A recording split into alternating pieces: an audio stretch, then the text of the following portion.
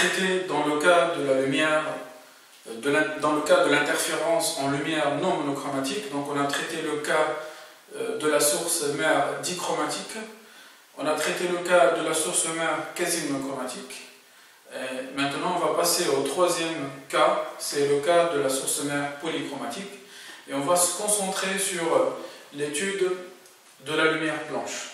D'accord? Donc, paragraphe petit c.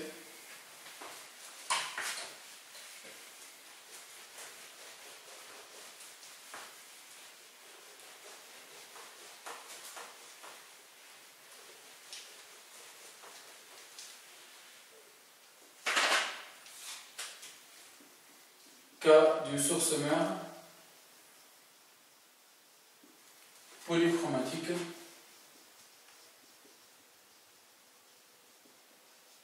donc deux points. On va donc se concentrer sur l'exemple de la lumière blanche.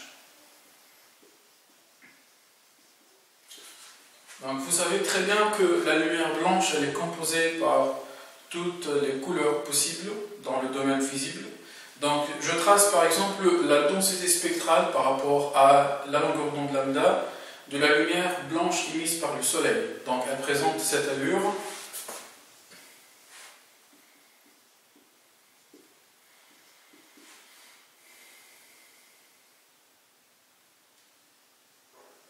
Voilà, donc elle présente cette allure. Lambda. Donc ça c'est la lumière émise par le soleil, d'accord, la lumière blanche. Donc elle est située entre, on va dire 0,4, donc c'est à peu près, donc c'est environ 0,4 micromètres et 0,75 micromètres, d'accord. Donc ça c'est évidemment le domaine de l'UV et ça c'est le domaine de l'infrarouge, d'accord. Donc nous, on s'intéresse au domaine visible, donc qui est situé ici. Donc ça, c'est le domaine visible. Donc le domaine visible il est donc compris entre les couleurs bleu et rouge, d'accord, violet, bien bleu et rouge. Et il est donc maximal à peu près à 0,5 micromètres. Donc le maximum ici, c'est à peu près à 0,5 micromètres. D'accord? Donc vous voyez très bien que le spectre ici il est large, donc ça c'est le spectre le plus large en lumière en onde visible, d'accord, c'est la lumière, d'accord. Donc par rapport à l'œil humain, donc ça c'est la largeur spectrale la plus grande. Donc ici c'est delta lambda, donc c'est la plus grande. La plus grande dans le domaine visible.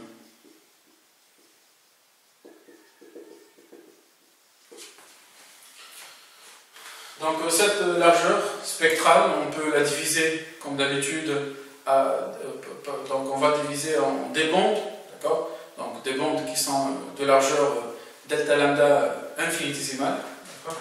Donc par exemple ça c'est une bande.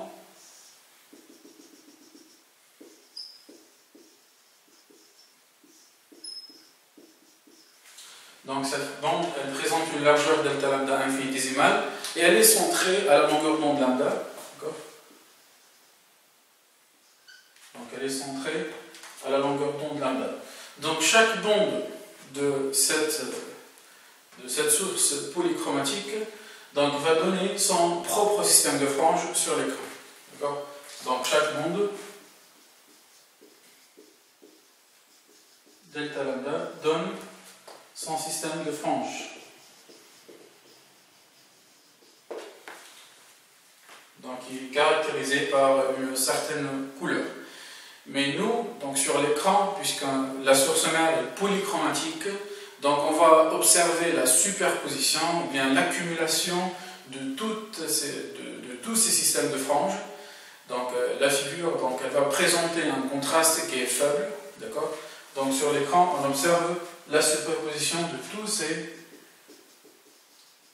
Donc sur l'écran, on observe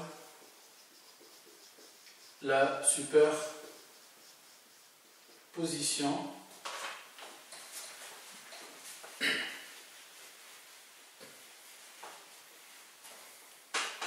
la superposition de tous ces systèmes de franges.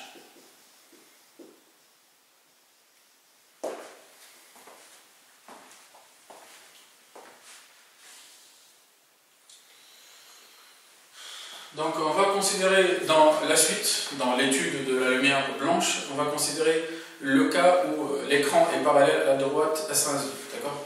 Donc considérons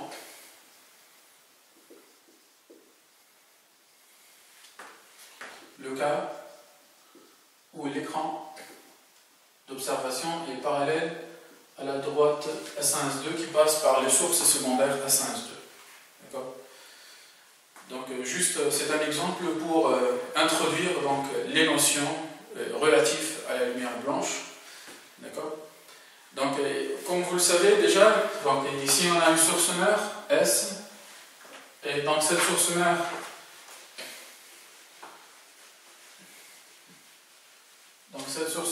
elle éclaire dans deux sources secondaires, S1, S2. Donc pour simplifier, on va supposer que S est symétrique par rapport à S1 et S2, d'accord? Donc ici on a l'écran d'observation, E, d'accord? Donc on trace la marche des rayons. Donc on considère ici un point M quelconque sur l'écran. Donc la position X, c'est une position qui est quelconque sur l'écran d'observation. Et ici, c'est D, d'accord? C'est la distance donc, qui sépare la droite S1, S2 de l'écran, d'accord? Et on note A est la distance entre les sources secondaires S1 et S2. Donc pour le calcul de delta, c'est simple. Donc par définition, delta, c'est SS2, le chemin optique, donc SS2M moins le chemin optique SS1M. D'accord? Et puisqu'on travaille dans le vide, ou bien dans l'air, donc d'indice n égale à 1, ou bien dans l'air qui est assimilé au vide, et puisque les distances SS2 égale SS1, donc on va trouver S2M moins S1M, et on a déjà montré dans une vidéo précédente que S2M moins S1M égale à AX sur D. Voilà. Donc ça c'est la différence de marche. Donc juste c'est un rappel. Donc chaque bande, qu'est-ce qu'elle va donner? Donc chaque bande, elle va donner le système de franges. Donc on a dit que chaque bande, elle donne un système de franges. Donc le système de franges est décrit par l'intensité lumineuse DI égale 2DI0 fois 1 plus cosinus de pi sur lambda delta. Voilà. Donc remarquez qu'ici je n'ai pas mis lambda 0 parce que c'est variable. Donc on a plusieurs radiations lambda. Donc c'est égal à 2DI0 fois 1 plus cosinus de pi sur lambda 0 fois AX sur D. Voilà.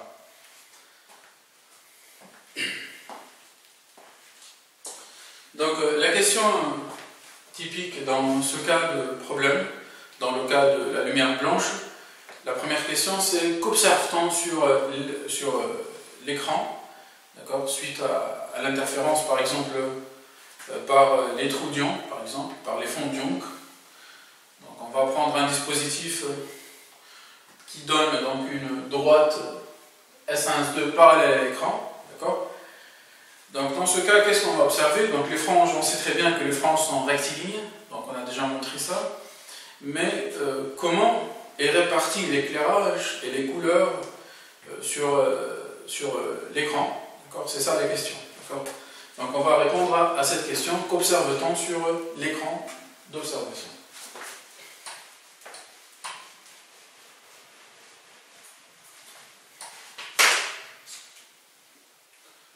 Donc qu'observe-t-on sur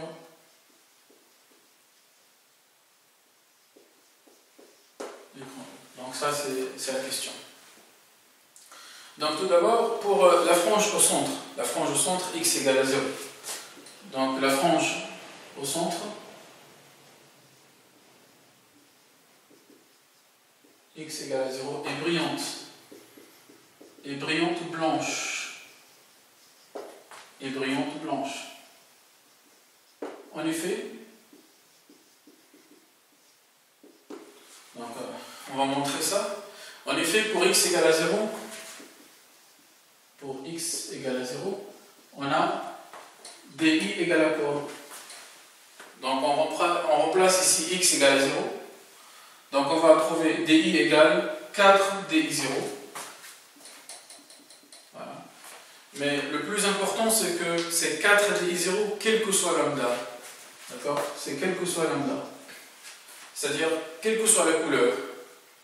Donc sur cette frange au centre, elles vont coïncider, toutes les couleurs possibles. Donc, coïncidence de toutes les couleurs.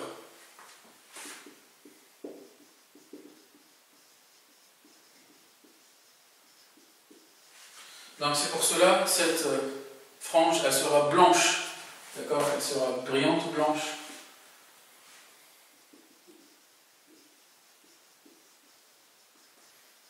Voilà.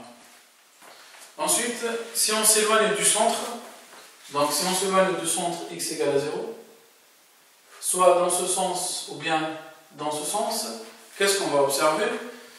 Donc expérimentalement, on observe une frange obscure, donc juste à côté de la frange brillante. Ensuite, on va dire une frange sombre. Ensuite, des franges irisées, sur une largeur très faible. Donc des franges irisées, c'est-à-dire des franges multicolores. Ensuite, on va observer le blanc d'ordre supérieur. C'est quoi le blanc d'ordre supérieur? C'est une zone qui apparaît blanche à l'œil nu, donc j'ai dit bien apparaît blanche, mais en fait c'est une lumière blanche qui lui manque quelques radiations. Donc c'est pas le vrai blanc, d'accord? C'est une lumière blanche qui lui manque quelques radiations. C'est-à-dire il y a des radiations dans cette lumière qui ont subi des interférences destructives, donc elles disparaissent. Donc évidemment on ne peut pas donc, détecter cette disparition à l'œil nu. Donc c'est pour cela qu'on va utiliser ce qu'on appelle un spectroscope. Donc c'est un dispositif, c'est un moyen pour analyser le spectre de la lumière. D'accord? Donc on va comparer le spectre de la lumière blanche classique, et le spectre de la lumière du blanc d'ordre supérieur. D'accord? Et on va trouver qu'il y a une différence. D'accord? Donc ici, on va écrire ce qu'on observe. Donc c'est la réaction.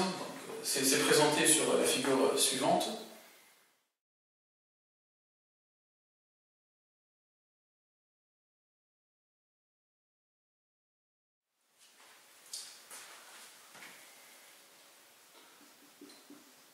Donc en s'éloignant du centre, on observe une frange obscure, une frange sombre. Donc cette frange est obscure carrément, d'accord? Donc elle est noire, une frange obscure, puis des franges irisées,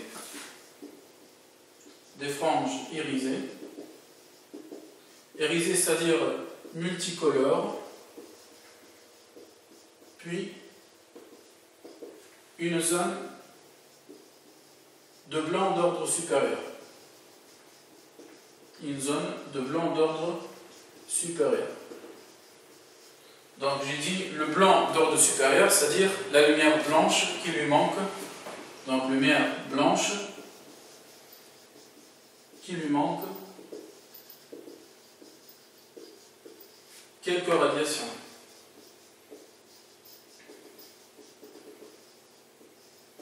Donc j'ai dit que ces radiations donc, ont subi des interférences destructives.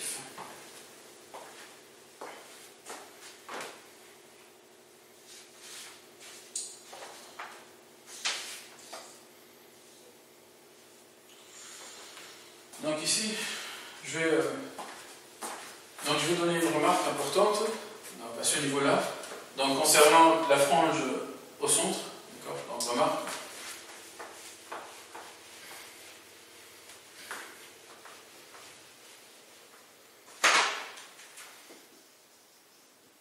Donc parfois, certains dispositifs interférentiels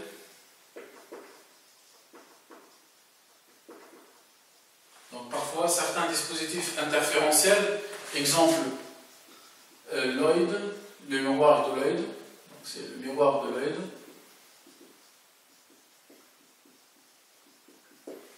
Michelson, voilà, donc ça c'est deux exemples. Les deux exemples les plus importants donc, qui présentent cette propriété que je vais présenter, d'accord. Donc pour certains dispositifs, donc on va voir ça en détail dans des prochaines vidéos, d'accord. Donc le miroir de Lloyd et le Michelson, donc ces dispositifs peuvent donc introduire donc grâce à la réflexion ce qu'on appelle une différence de marche supplémentaire, d'accord, qui est égale à lambda sur 2, d'accord. On va voir ça en détail. Donc parfois certains dispositifs interférentiels introduisent une différence de marche supplémentaire. Donc delta supplémentaire égale à lambda sur 2. Donc en général, elle est due à la réflexion, d'accord, comme je l'ai déjà dit. Et cette différence de marche, donc, elle va changer la valeur de delta finale. Donc delta c'est égal à ax sur d plus lambda sur 2. Donc si on remplace delta dans cette expression de l'intensité élémentaire, donc qu'est-ce qu'on va trouver?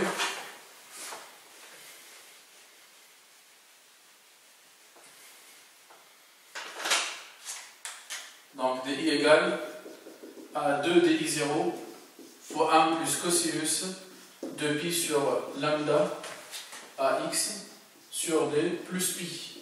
Voilà. Or, cosinus x plus pi, c'est moins cosinus x, donc on trouve 2 di0 fois 1 moins cosinus de pi sur lambda ax sur d.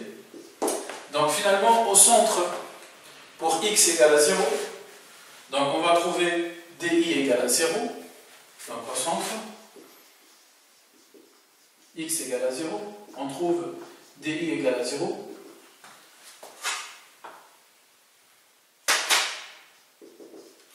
Et ça, c'est quel que soit lambda. Donc on va trouver au centre une intensité nulle, quel que soit lambda. Donc le centre, dans ce cas, il va apparaître sur l'écran obscur. D'accord. Donc et ça, c'est le changement par rapport à ce cas-là. D'accord. Donc la frange au centre, elle est obscure.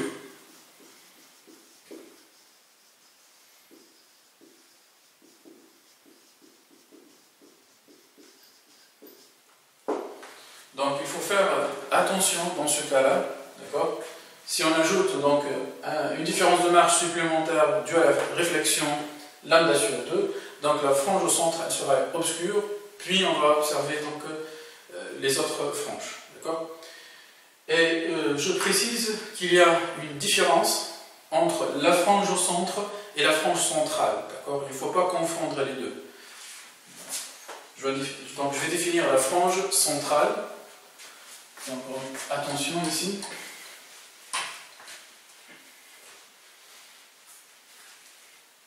Donc, attention. Par définition, la frange centrale est donnée par delta égale à 0. D'accord ? Donc, quel que soit le dispositif interférentiel étudié, donc la frange centrale est donnée par delta égale à 0. Donc, si je prends par exemple delta égale à x sur d, donc delta égale à 0, ça implique x égale à 0. Donc delta égale à 0, la frange centrale, ça implique x égale à 0, la frange au centre. Donc dans ce cas, la frange centrale et la frange au centre sont confondues. Mais si on ajoute delta supplémentaire, donc delta supplémentaire, qui est dû à la réflexion, comme dans ce cas-là, donc si je mets delta égale à 0, c'est-à-dire je cherche la frange centrale, je trouve que x est différent de 0. Donc x est différent de 0. Donc ça, c'est ce qui va donner la position de la frange centrale. Donc dans certains cas, comme dans ce cas-là, donc il y a une différence entre la frange centrale et la frange au centre. Et la frange centrale, qui vérifie delta égale à 0, elle est toujours brillante. Et dans le cas de la lumière blanche, elle est blanche. Donc la frange centrale est toujours brillante. Et dans le cas de la lumière blanche, elle est blanche. Et dans ce cas,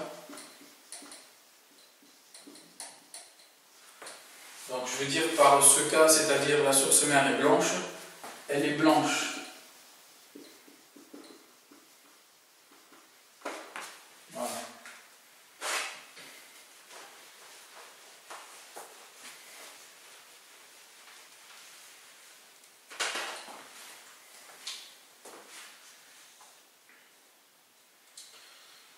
Ensuite, on va tracer l'allure de l'intensité en fonction de delta, ou bien en fonction de x, d'accord? On va le tracer en fonction de x, c'est-à-dire l'allure de l'intensité sur l'écran. Donc on va considérer le cas où il n'y a pas une différence de marche supplémentaire, d'accord? Donc traçant l'allure de I sur l'écran. Donc ça c'est l'intensité en fonction de x. Donc ça c'est la frange au centre, x égale à 0. Donc si on ne considère pas une différence de marche supplémentaire, parce que dans la majorité des cas, pour la majorité de dispositifs interférentiels, delta égale à 0, ça correspond à x égale à 0. D'accord? Surtout si on prend le... Donc comme on a pris, l'écran est parallèle à S1, S2. Donc on travaille dans ce cas-là. Donc pour le centre, pour x égale à 0, on a dit que la frange elle est brillante et elle est blanche, donc elle va présenter le maximum de l'éclairement ou bien de l'intensité. Donc ça c'est le maximum, Imax. Ensuite, de part et d'autre, on va donc observer des franges obscures. Donc ici des franges obscures. Ensuite, donc, on va observer des franges qui sont irisées, c'est-à-dire que ce sont des franges qui sont multicolores. Donc ça c'est la frange obscure. Ensuite des franges irisées. Ensuite le blanc d'ordre supérieur. Donc ça c'est en pointillé. Donc ça c'est la frange obscure. Des franges irisées. Et voilà, donc ça c'est le blanc d'ordre supérieur. Donc ici on distingue des zones. Donc la zone 1 de la frange au centre qui est blanche brillante. La zone 2 où on a donc une frange qui est obscure. Ensuite la zone 3. Donc ça c'est la zone 3 où on a donc des franges irisées multicolores. Et enfin la zone 4 ici, donc où on a le blanc d'ordre supérieur, c'est-à-dire le blanc, c'est-à-dire la lumière blanche qui lui manque quelques radiations. D'accord? Donc comme j'ai déjà dit, donc on va analyser la lumière provenant donc la lumière blanche et on va analyser aussi le blanc d'ordre supérieur à l'aide d'un spectroscope pour différencier les deux. Donc c'est quoi un spectroscope? Donc, je vais vous présenter le spectroscope.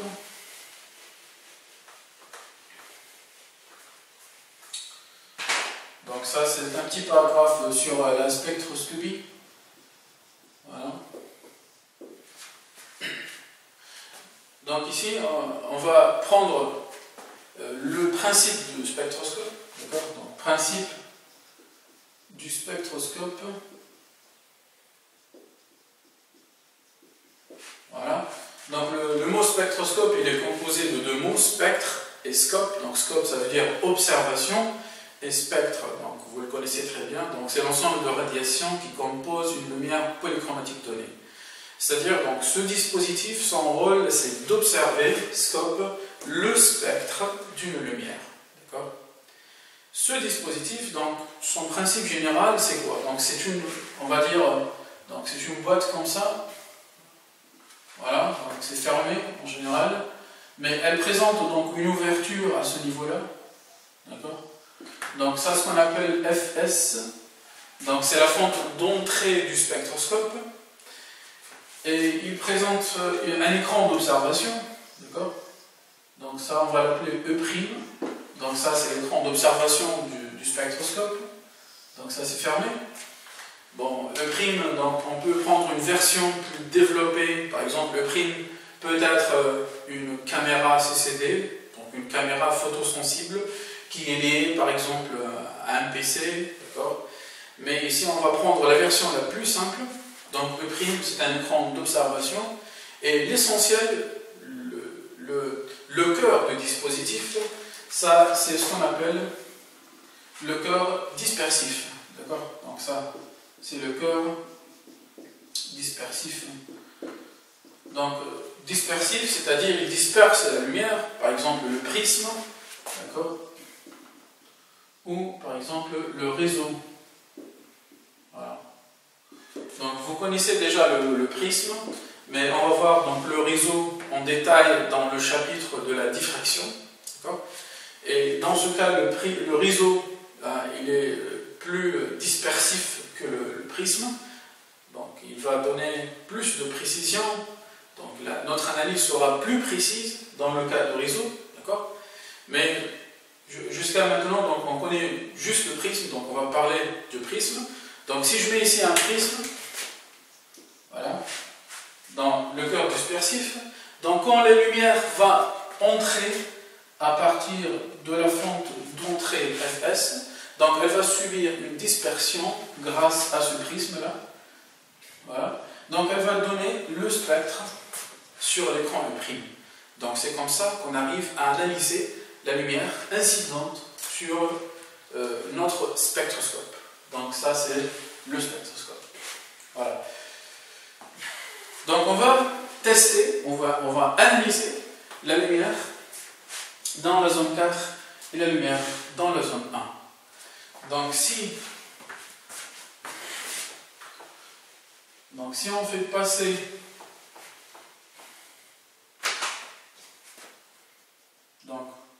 en faisant passer la lumière blanche de la frange au centre à travers Fs. Donc si on fait passer la lumière blanche de la frange au centre à travers Fs, qu'est-ce qu'on va trouver sur E'? Donc j'ai dit bien sur E', d'accord? C'est l'écran du spectroscope. C'est pas l'écran où on a observé l'interférence. Donc ça, c'est E', c'est un autre écran, d'accord? Donc qu'est-ce qu'on va observer sur E'? On va observer le spectre classique de la lumière blanche qui rappelle par exemple l'arc-en-ciel, c'est-à-dire on va trouver toutes les couleurs, on va trouver un spectre qui est continu, qui est complet, d'accord? Donc en faisant passer la lumière blanche de la frange au centre à travers Fs, on observe sur E' le spectre qui est continu et complet de la lumière blanche. Donc voilà, donc ce spectre il va nous rappeler l'arc-en-ciel. Donc rappelez l'arc-en-ciel. Voilà. Donc ça c'est classique. Mais si on fait passer maintenant la lumière du blanc d'ordre supérieur à travers Fs, qu'est-ce qu'on va observer sur E'? Donc on va observer ce spectre, mais il lui manque il lui manque quelques radiations. Donc, qu'est-ce qu'on va voir? Donc, à la place des radiations absentes, juste, on va voir des raies qui sont noires. D'accord? Donc, ce sont des raies noires. Donc, ce sont des radiations qui sont éteintes, qui ont subi une interférence destructive. D'accord? Donc, ces raies noires, on les observe, on l'appelle cannelure. D'accord? Et dans ce cas, le spectre, il est dit spectre cannelé. D'accord? Voilà.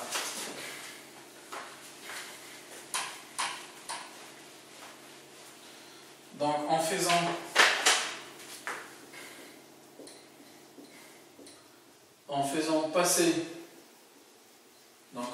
passer le blanc d'ordre supérieur, donc la lumière, en faisant passer la lumière arrivant, donc la lumière du blanc d'ordre supérieur, donc en faisant passer la lumière du blanc d'ordre supérieur à travers Fs, on observe sur E' un spectre cannelé. Donc le mot clé ici c'est cannelé. Donc ça veut dire quoi? Donc c'est-à-dire un spectre contenant des cannelures. Donc c'est-à-dire un spectre contenant des cannelures. Donc c'est quoi une cannelure? C'est-à-dire des raies noires, des raies obscures. D'accord? Des raies noires. Voilà. Voilà. Ceci est donc illustré sur la figure suivante.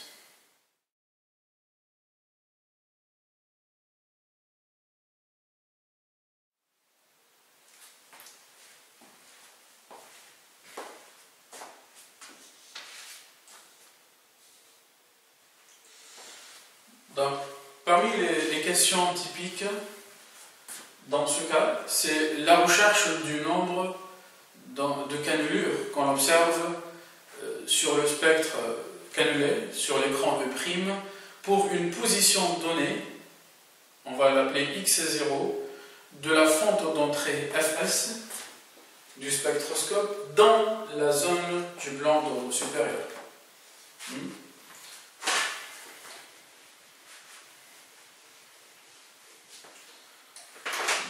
Question ici, cherchez le nombre de cannelures.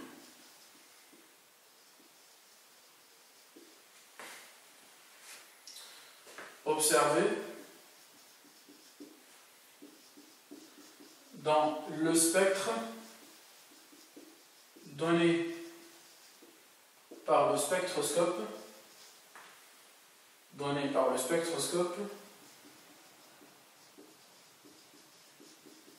si Fs est placé à une position x0 appartenant au blanc d'ordre supérieur.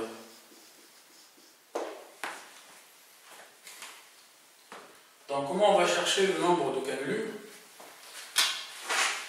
Donc on va baser notre raisonnement sur l'ordre. Donc qui dit cannelure dit radiation éteinte.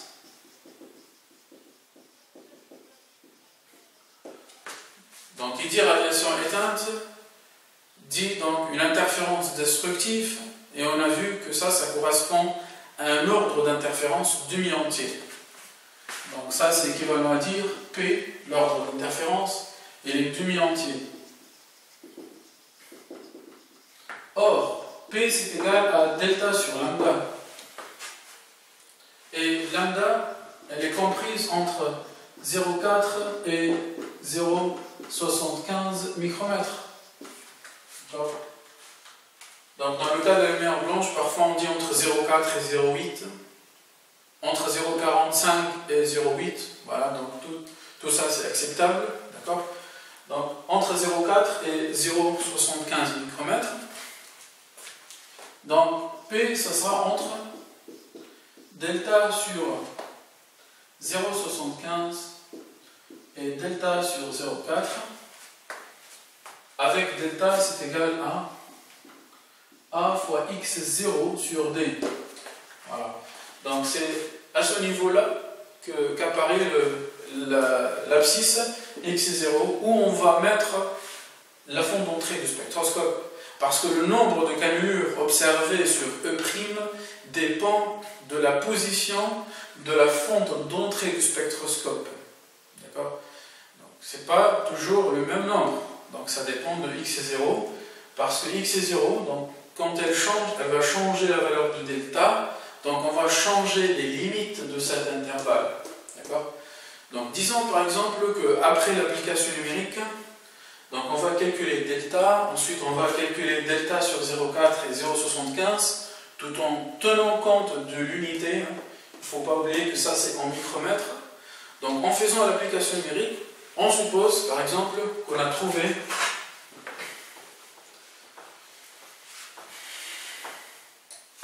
donc supposons par exemple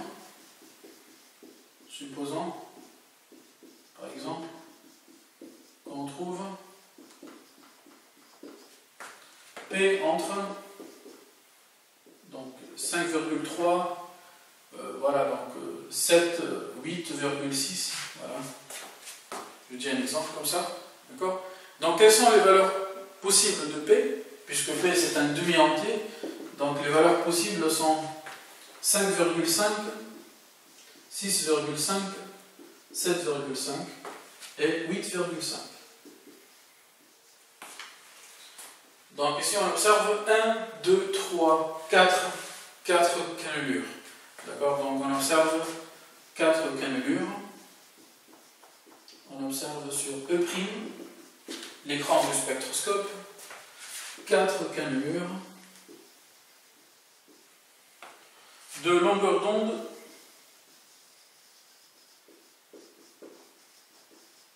respective. Donc de longueur d'onde respective. Donc longueur d'onde c'est quoi? Lambda. Lambda donc c'est égal à delta sur P.